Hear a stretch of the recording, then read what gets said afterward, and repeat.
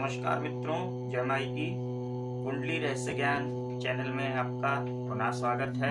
जैसा कि हम लग्नेश का कुंडली के अलग अलग भाव में जाने पर प्रभाव बता रहे हैं, उस सीरीज का यह 8वां वीडियो है। आज के इस वीडियो में हम वृश्चिक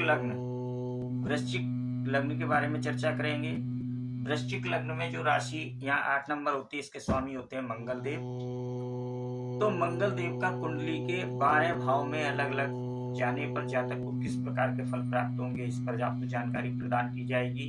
यदि मेरे द्वारा दी गई जानकारी आपको समझ में आती है, अच्छी लगती है, तो वीडियो को लाइक कीजिएगा, चैनल को सब्सक्राइब कीजिएगा और इस वीडियो को ज़्यादा से ज़्यादा शेयर कीजिए, जिससे मेरे द्वारा दी गई जानकारी ज़्यादा से ज़्यादा लोगों तक पहुँचे और लोग उससे लाभान्वित हों। तो आइए वीडियो शुरू करते हैं। जैसा कि बताया, आज हम वृश्चिक लग्न पे चर्चा करेंगे। अब कुंडली के जो प्रथम भाव होता है, लग्न भाव होता है, तो वृश्चिक लग्न होगी, यानी कि यहाँ पर 8 नंबर लिखा होगा। जिस भी कुंडली में कुंडली के प्रथम भाव में 8 नंबर लिखा है, वह वृश्चिक लग्न की कुंडली होगी। अब वृश्चिक लग्न में स्वामी हो गए मंगल देव। तो यदि मंगल देव स्वयं कुंडली के प्रथम भाव में विराजमान हो जाएं, अब जातक को किस प्रकार के फल प्रदान करेंगे मंगल देव। देखिए, मंगल देव क्या है, एक बहुत ही शक्तिशाली ग्रह है, सेनापति है, परिश्रम के, मेहनत के कारक हैं। तो ऐसे में जातक का क्या होगा, शरीर बहुत ही बलिष्ठ होगा, जातक बहुत ही साहसी होगा, उसके चेहरे पे एक तेज होगा। ऐसे जातक बहुत ही ज्यादा मेहनत करने वाले होते हैं और ऐसे जातकों को वर्जिश, व्यायाम यह करते हुए भी बहुत ज्यादा देखा गया, इसके शौकीन हो जाते हैं। कुल मिलाकर यहाँ पर जातक को बहुत ही शुभ फल मंगल देव प्रदान करेंगे और एक पंच महापुरुष राजयोग का भी जो निर्माण यहाँ पर करेंगे, उसके कारण जातक को हर प्रकार से शुभ फल प्राप्त होंगे। अब यदि मंगल देव कुंडली के द्वितीय भाव में विराजमान हो जाए, अब यहाँ पर राशि आ गई धनु राशि, यानी कि धनु राशि के स्वामी होते हैं गुरु बृहस्पति देव। और मंगल देव और बृहस्पति देव में मित्रता का भाव है, लेकिन मंगल देव क्रूर ग्रह की श्रेणी में आते हैं और ये भाव है संचित धन का, कुटुंब का, वाणी का। तो यहाँ पर जातक की वाणी थोड़ी कठोर हो जाएगी, वाणी में एक भारीपन आ जाएगा और वाणी के कारण यहाँ पर थोड़ा सा झगड़े जैसी स्थिति। यहाँ पर कुटुंब से बहुत ज्यादा अच्छा सुख प्राप्त होगा, धन भी संचित करते हैं ऐसे जातक, लेकिन यहाँ पर वाणी के कारण थोड़ा सा दिक्कत हो जाती है। अब यदि लग्नेश मंगल देव कुंडली के तृतीय भाव में विराजमान हो जाए, तब क्या होगा। अब देखिए, यहाँ पर राशि आ गई मकर राशि और मकर राशि के स्वामी होते हैं शनिदेव। और मकर राशि में जाके मंगल देव उच्च के हो जाते हैं और यह भाव किस चीज का है, पराक्रम का भाव है, मेहनत का भाव है, छोटे भाई बहनों का भाव है।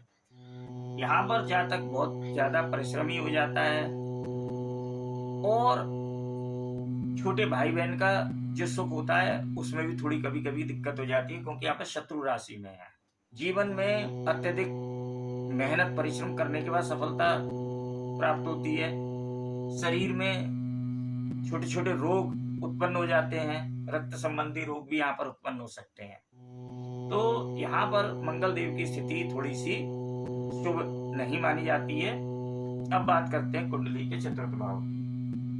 यदि लग्नेश मंगल देव कुंडली के चतुर्थ भाव में आ जाए, यहाँ पर भी राशि तो शनिदेव की कुंभ राशि है, लेकिन लग्नेश खुद केंद्र में आ गए, त्रिकोण के स्वामी केंद्र में आ गए, केंद्र के स्वामी केंद्र में आ गए और यहाँ से चतुर्थ दृष्टि वैवाहिक जीवन पे भी पड़ रही है।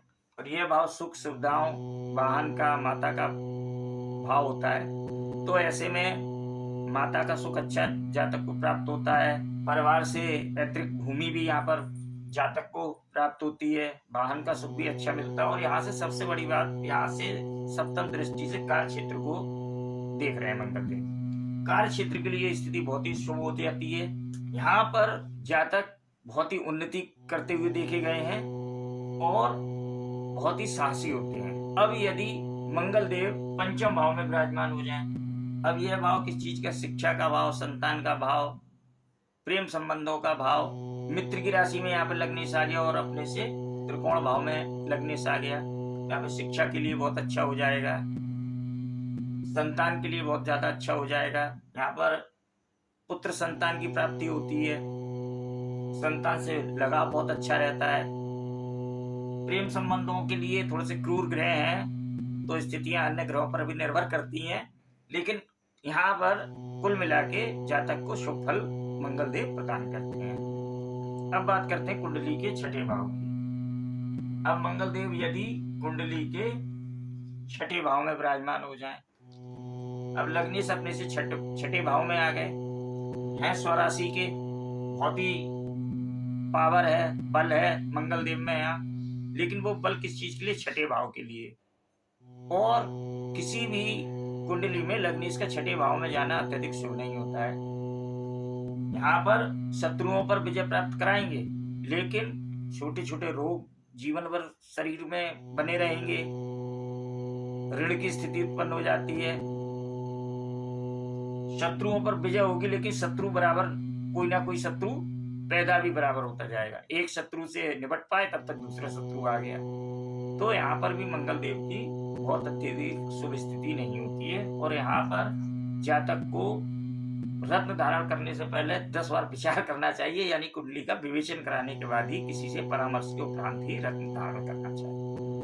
अब यदि लग्नेश कुंडली के सप्तम भाव में विराजमान हो जाए मंगल देव, अब लग्नेश अपने से सप्तम स्थान पे यहाँ से सप्तम दृष्टि से देख रहे हैं, तो लग्न के लिए बहुत अच्छा हो गया।